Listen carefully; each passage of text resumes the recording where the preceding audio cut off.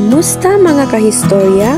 Welcome sa channel kung saan binubuhay natin ang nakaraan para mas maintindihan ang kasalukuyan. Today, pag-uusapan natin ang isa sa mga pinaka-importanteng panahon sa kasaysayan ng tao, ang klasikal na kabihasnan. Kapag narinig natin ang salitang klasikal, iisa agad ang pumapasok sa isip natin. Sino unang Gresya at Roma. At tama ka dyan, dahil sila ang mga pangunahing kabihasnan na bumuo ng pundasyon ng modernong lipunan. Mula sa pamahalaan, batas, agham, filosofiya, hanggang sa sining at arkitektura. Unahin muna natin ang Gresya o Greece. Alam nyo ba, sa kanila nagsimula ang konsepto ng demokrasya. Oo, yung sistemang ginagamit pa rin natin ngayon kung saan may boses ang mga mamamayan. Sa Athens, nagsimula na muno hindi lang ang mga hari, kundi pati na rin ang mga karaniwang tao sa pamamagitan ng pagboto.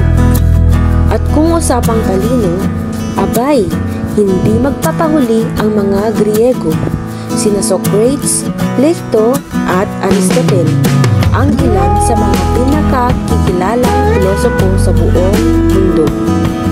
Tinuro nila sa atin kung paano mag-isip ng malalim, magtanong at maghanap ng katotohanan, bagay na relevant pa rin ngayon. Pagdating naman sa sining, world class din ang Gresya. Alam niyo yung mga perfect na estatwa ng mga Diyos at bayani? Oo, sila ang nagpasimula niyan. Lahat, detalyado, mula sa buhok hanggang sa muscles. At ang mga gusali tulad ng Parthenon, sobrang pulido. Gumamit sila ng balance, proportion at symmetry. O diba, panalong panalo. Ngayon, punta naman tayo sa Imperyong Romano. Kung ang Gresya ang utak, ang Roma naman ang braso. Sa kanila umangat ang batas, organisasyon at military power. Ang Roman Empire ay naging isa sa pinakamalawak sa buong mundo, mula Europa, Asia hanggang Hilagang Africa. Nagpatayo sila ng mga aqueducts, mga tulay at kalsada na ginagamit pa rin ang prinsipyo hanggang ngayon.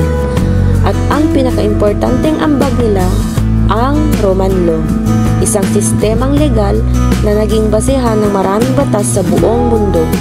May konsepto na sila ng innocent until proven guilty.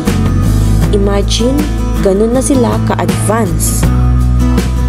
At syempre, huwag nating kalimutan ang kanilang Colosseum, isang malaking arena para sa mga gladiator. Entertainment noon, pero sa ngayon, isa sa mga iconic landmark sa buong mundo.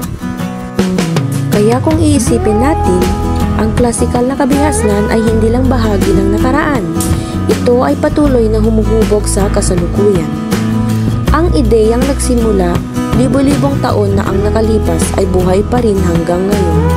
Sa mga paaralan, sa batas, sa gobyerno, at kahit sa ating mga paniniwala. Kung nagustuhan mo ang ganitong klaseng content, huwag kalimutang mag-like, mag-subscribe, at i-click ang notification bell para updated sa mga susunod pa nating paglalakbay sa kasaysayan. Hanggang sa muli, ako nga pala si Teacher Charms Mix Vlog, kung saan ang kasaysayan ay buhay na buhay.